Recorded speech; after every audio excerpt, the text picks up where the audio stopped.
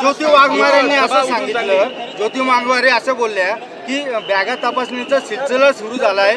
महिला जिथे जातात ते ज्या प्रवक्ते आहेत एकनाथ शिंदे गटाच्या, आणि जेव्हा बॅगा तपासल्या जात आहे आमच्या बॅगांमध्ये आमच्या आंतरवर्षाचा असतात, पण त्या ठिकाणी लेडीज पोलीस नसतात, काय सांगाल?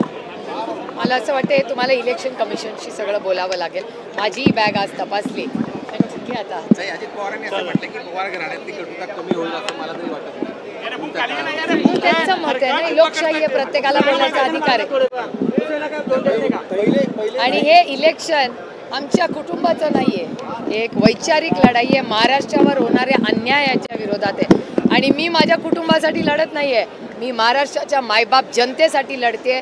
या भागातल्या शेतकऱ्यांना हमी भाव मिळत नाहीये याच्यासाठी लढते, महिलांसाठी लढते, कारण का महिलांवर अन्याय होत आहे, महागाई, बेरोजगारी आणि प्रचंड भ्रष्टाचार याच्यासाठी मी लढले।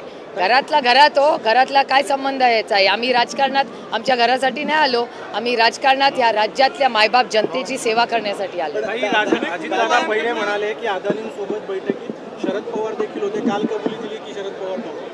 आता हा प्रश्न तुम्ही अजित पवारांना विचारा। मी पहिल्याच दिवशी म्हणले होते की मला हे झालेलं माहिती नाही, आणि त्यांनीच स्टेटमेंट केलंय, त्यांनीच यू टर्न केलाय। दोन्ही प्रश्न त्यांनाच विचारा, माझा काय संबंध त्याच्याशी?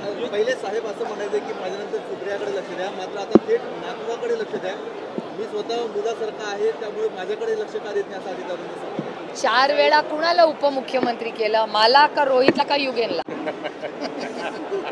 भुजबळांचं पुस्तक आपण म्हटलं मराठीमध्ये त्याचा अनुवादाची परवानगी आपण प्रकाशित करणार आहोत? नाही, मी प्रकाशित नाही करणार।